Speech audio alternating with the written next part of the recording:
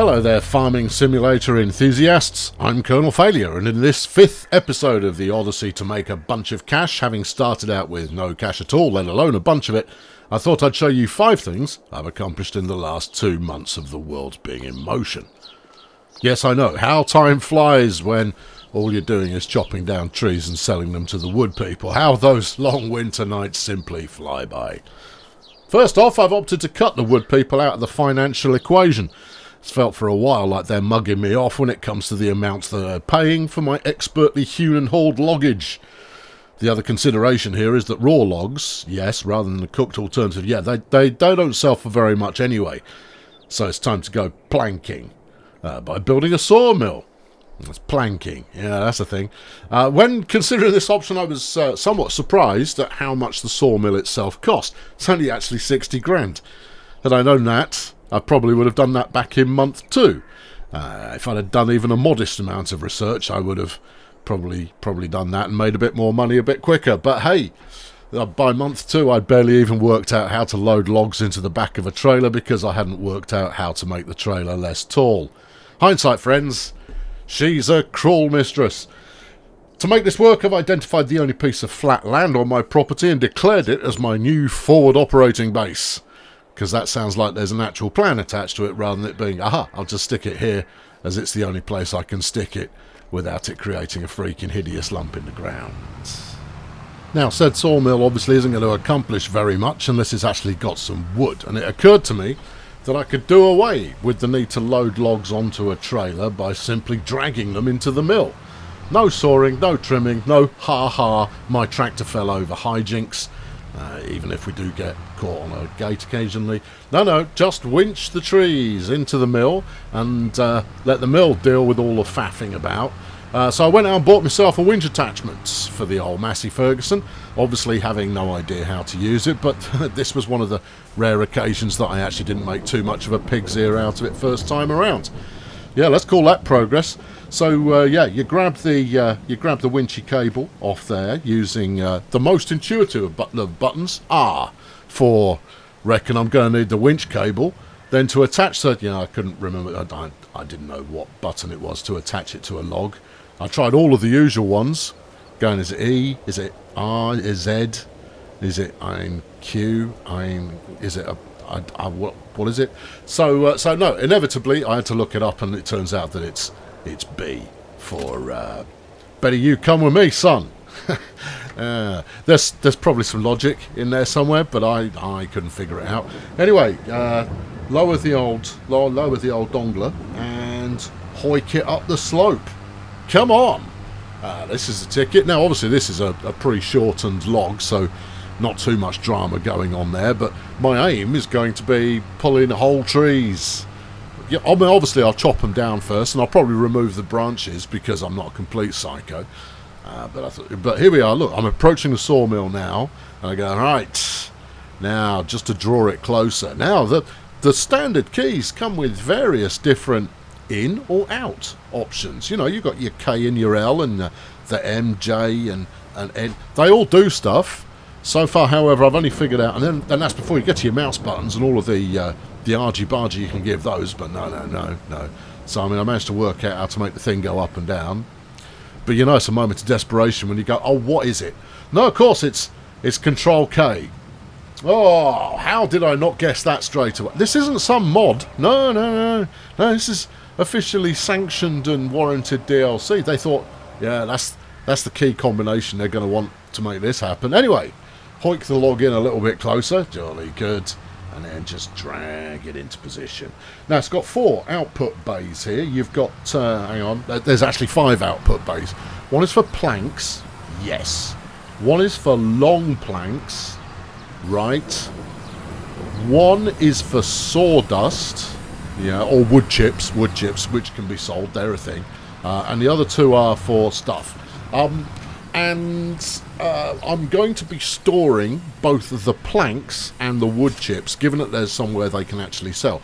All the others, I'm going to manufacture it anyway, but I'll have those auto-selling. Because, I could auto-sell it all, but you get a bit more cash if you actually sell it yourself.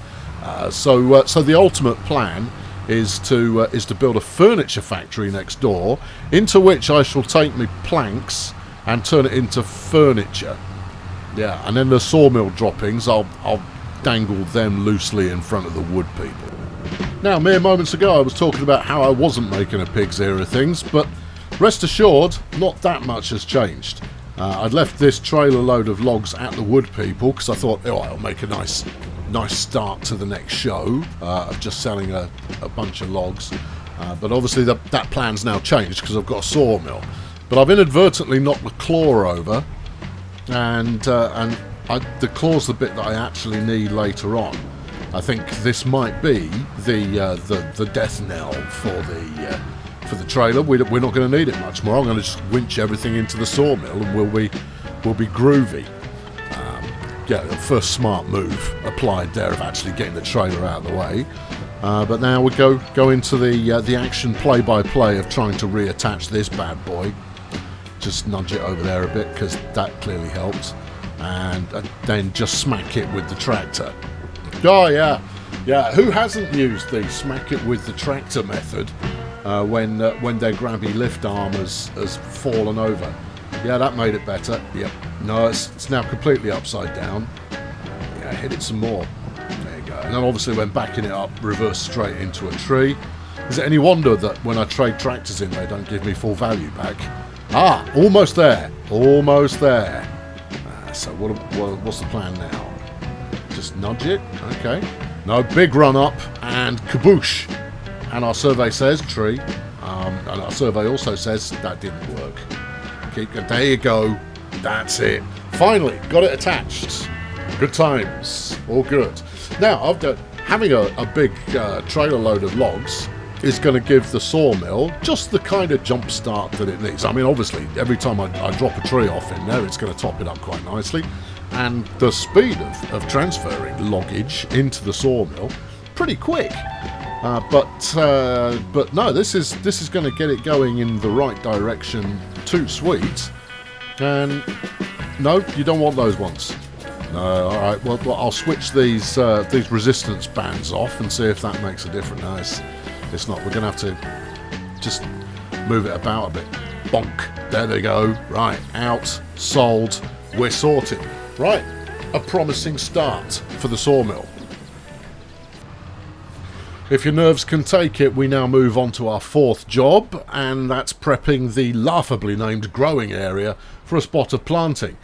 There's actually not a huge amount to deal with here, except taking the bales that are littering the place and lobbing them down to the bottom of the hill. Other people may prepare a specialised location for their bales of whatever, but not me, no. Do a wheelie with well, it's an endo rather than a wheelie, whatever, with your tractor and just let them roll. That's the one benefit to having the slopey field, is that stuff will quite merrily just roll down it, and that makes everything super. I'll figure out how I'm going to load them up onto something later. I'll probably just use an auto loader because I'm that flipping lazy. Yeah, we don't actually need to plough the area as much as I'd like to. It would make it look neater, and I'm a bit fussy when it comes to neat looking fields. But no, that's not what we're doing. The planting does not require it, nor do I need any of the usual spectrum of lime spreading, fertilising, weeding paraphernalia, or any of that kind of business. No. This is ground that can largely be left au naturel, albeit with the worst gopher situation you've ever come across. I'd also like to reiterate that this is not going to be a series hell-bent on boring you to tears with grass mowing. But it is easy money, so I may as well make hay while the sun shines. And yes, that will probably be the first time you've ever heard that phrase used in an appropriate rather than metaphorical setting. Even though I'm not making hay, I'm making silage. It's the same difference. Don't be pedantic. Anyway, I've got about a dozen bales to shift in total, and it should create quite a nice heap when all's said and I've fallen over. Look, good times. Yeah. Can't beat a bit of tractor falling over. It's because I've not got senior fatty attached to the back. Had I done so, probably would have been alright. Although, taking a corner at that speed, what do you really expect? And now what are you doing? I'm just trying to nudge the bale in such a way that it rolls down the hill without me needing to interfere. Did it work? No? Alright, try it again. Give a little nudgy. Get little nudgy. Go on, get rolling. Go on. There you go. No, wait, that's it. There you go, set the other one in motion as well. It's beautiful. Beautiful. Poetry in motion. Had it occurred to me at the time, what I should have done is set a couple in motion, ideally in different colours, and then we could have had some kind of impromptu race using bales of what will soon be silage. But I didn't think of that, so you're just going to have to imagine it in your head, complete with colourful commentary and the kind of graphical overlays that really make things pop and sell that this is Sports Centre and not just farming. Right, good. As you can see, they're all going to trickle down there eventually, but that there is job number 4. So our final task of the day is actually planting the field that we've just prepared. Now, I mean, I didn't actually need to prepare anything here. We're planting in the rough. I've already taken the tree trunks out, and all those bales were lower down anyway. But it felt like, you know, do a little bit of prep and everything goes swimmingly. Now, I am going to double down, nay, triple or even quadruple down on wood on this particular piece of land, because it's about all it's useful for. So prepping my next batch of trees, because they take a year plus to actually grow, seems like a smart move to do. So I'll eventually plant that up with a couple of hundreds, but you don't want to see that. No, what you want to see is me parking this in the most civilized fashion imaginable. Look at this. Just sticking it in a shed so it doesn't get rained on or stolen by bandits, and then I drive into the fence, because what else are you going to do with yourself? But we've got one more job to take care of. I mean, it's not actually on the official jobs list. It's more a case of, it was there, I might as well go for it. Attach Senor Fatty to the back, grab the old lifty arm, and attach my other new purchase, which is a forky fork bale fork. Which is what it says it is in the catalogue. Not only good for pallets, obviously, it's also really top-notch when it comes to getting your bales to roll down the hill correctly. You just give them a bit of a nudge, like that. See? No, that's not the way at all. You go whang, like that, and whang it down the field. There we go. Whang. Right. Bale whanging. It's a thing. I'm gonna make it a thing. Yeah. The more whang you can bale, whatever. Look, here's me putting pallets onto the pallet forks as you're supposed to. Eventually, there you go. This is obviously not the plan. This is just well, let's see what these go for. Let's see what sort of price we can get for a pallet load of regular sized planks on the open market. Assuming, of course, it is open. Then we'll find out what the going rate is.